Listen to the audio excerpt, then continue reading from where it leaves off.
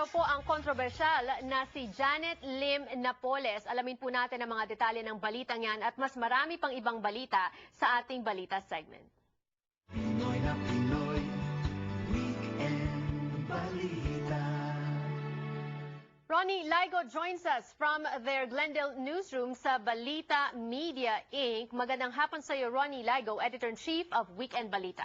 Magandang hapon sa iyo, Janelle. Gaya na nabanggit mo, sumuko na nga po daw si Janet Lim Napoles kay Presidente Noynoy Aquino. Of course, this was announced by Malacanang Wednesday night po sa Manila.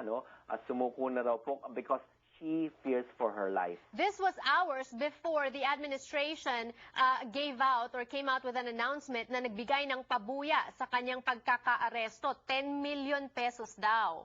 Janelle, napakalaking halaga, 10 million pesos. Well, of course, her lawyer, Attorney Lorna Capunan, said that she fears for her life. At alam naman natin, kung talagang si Miss Janet Napoles Lim ay involved nga sa ganito, Janet Lim Napoles, siya ang parang, baka pwede siya maging state witness kasi, Janelle, So, ito ang maganda sigurong paraan para sa kanya kasi if really people are after her para patahimikin si Miss Lim, ito ang napakagandang paraan para ibunyag niya kung talagang may pork barrel scam. Bakit ba nagsimulang magtago itong si Napoles? There's a warrant for her arrest, so nagtago siya para sa gobyerno, pero sinabi rin niya, marami rin nagsasabi at naghahaka-haka na dahil marami nga siyang alam, marami ang kasangkot dun sa allegation of corruption, marami rin ang may gustong patahimikin siya. 5 senators ang binanggit po ng mga periodista sa atin, ang mga involved na yan, si Senator Enrile, Senator Onasan, Senator Revilla, at dalawa pa, at sinasabi nga gumamit daw at baka nga meron silang link sa sinasabing pork barrel scam na yan. Of course, this will have to go through a Senate Blue Ribbon Committee investigation para malaman talaga kung winaldas ba itong mga pera kung talaga ba may mga ghost projects na ginawa itong si Miss Janet Lim Napoles. So malalaman natin hopefully through her surrender at maibunyag talaga kung talagang meron pork barrel scam na kung saan yung kanyang mismong staff kasi ang nagsasabing nagpo-forge sila ng signatures, talagang niloloko nila ang taong bayan at ito ay malalaman natin through this investigation. Okay, very quickly, Ronnie, because we're running out of time. How is she being treated? Is she being treated sa Witness Protection Program as a witness, as a state witness, o bilang na arestong fugitive?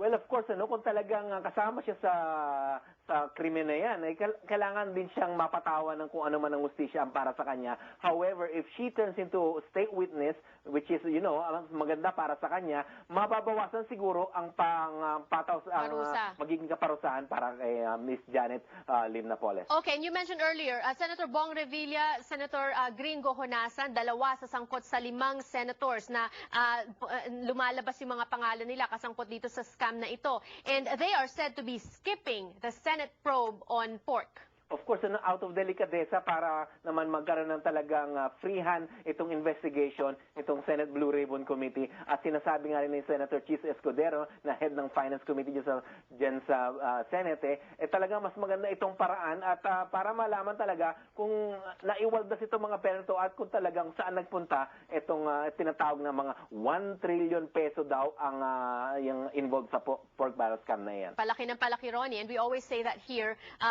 sa ating programa na sana po managot yung mga dapat managot na magsilbing halimbawa din sa mga susunod na wag nilang gayahin itong mga ganitong mga kagawaan. Meanwhile, in other news, the Pentagon chief is in Southeast Asia.